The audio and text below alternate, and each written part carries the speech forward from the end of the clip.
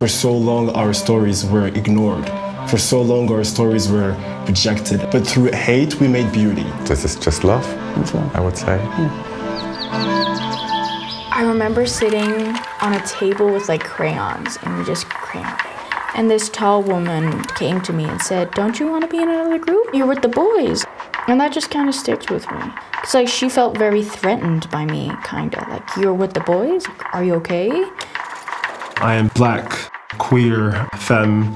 I've lived my life with these labels, and I'd rather be seen as who I am and not as just a construct of a label. You're born into a binary. I never got that. For half of my life, I felt that I was not who I am. The journey through pride is accepting yourself, even if others won't accept you.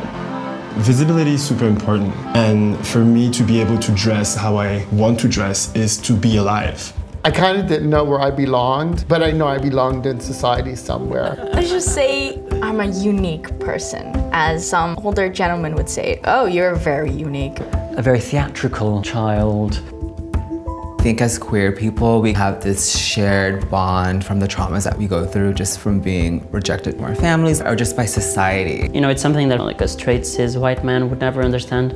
Like the fear sometimes of even going out in the streets. And that's what it really bonds us. A community that just felt like you belonged to.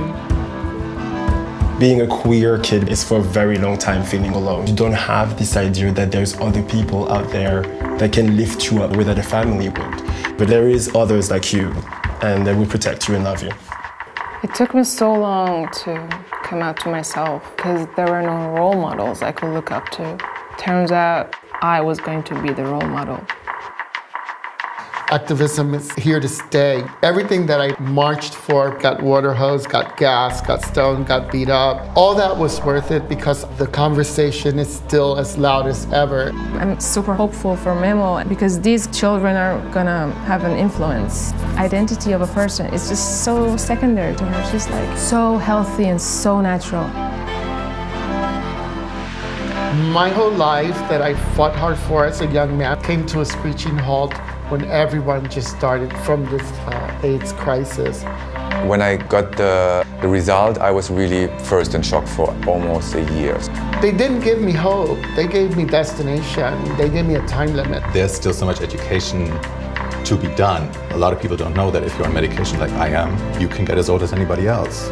The perception that it's like a gay issue is just wrong. So I'll keep talking. I can say looking back, it was just an amazing life, and I'm very, very thankful for that every single day. And then now on top to meet this beautiful man, it's even the cherry on the cake. It's a wonderful time to be alive. The facts are there, the conversation's there, the willingness is there.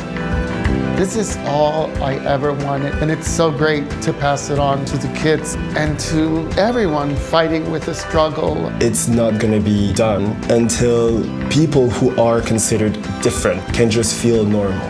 If we stand together, then maybe we can change it, but there's a lot of work needed, and we cannot do it alone.